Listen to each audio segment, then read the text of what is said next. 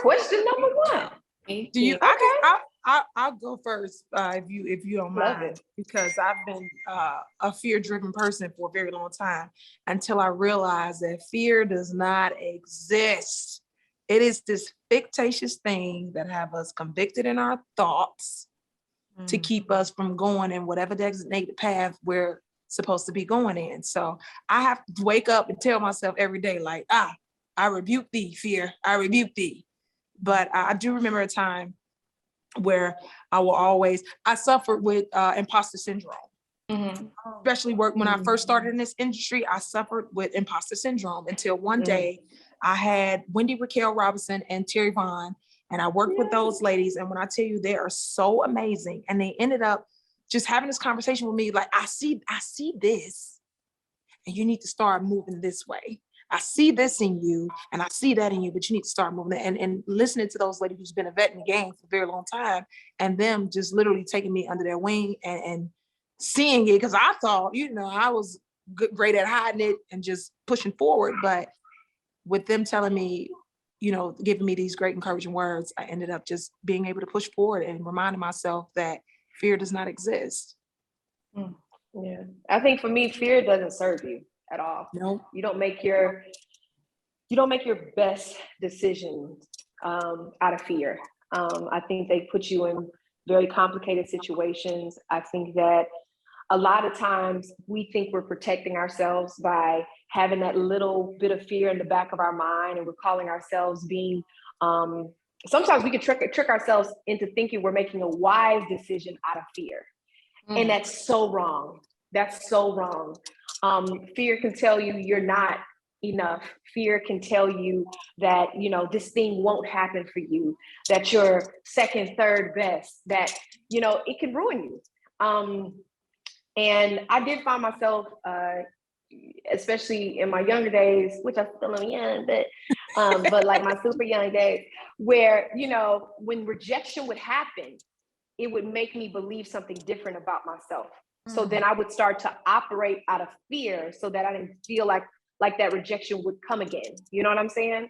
And I thought that was me protecting me, but it was doing the biggest disservice.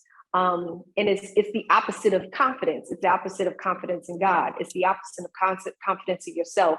It's that thing that can seriously take you out.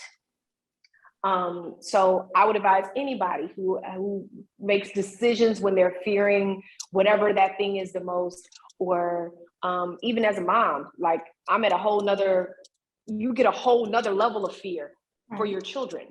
You know what I'm saying? But I had to realize, even as a mom, hey, these ain't my kids. They God's kids. He put them here. Just like he protects you every day, he's going to protect them. He's going to cover them the way he covers you. So don't let fear get in the way. Get it out of your way. It's the best thing you can do for you. Man. Pass the plate. Pass the plate. That's right. See, here you go. It's not. That touched my whole spirit just now. I know. Really did. Beautifully said. Thank you. Just out experience, Yeah, it was interesting because I did an interview earlier, and they played an interview of me back in like 2008, and I started to tear up because that younger self, I was like, I'm gonna do it all. I'm gonna have kids, and I'm gonna do music, and I'm gonna have my acting career. And it was just like, I was so confident. I never carried fear when I was younger. And as I went through my journey, that journey got tough, and where that became easier said than done. And I was talking to the gentleman, like I became a single mom, and that for me was my biggest storm, to where it was like, well, out of sight, out of mind for your career. And what am I going to do now? I have to take care of this child by myself. And for me, I never settled for that to be the period, right, in my life.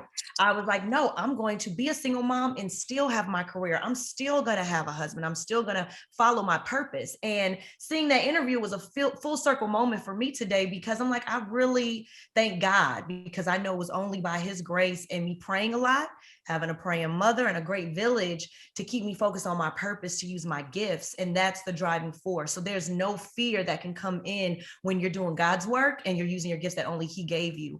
And I'm proud because life is hard and mental health is real.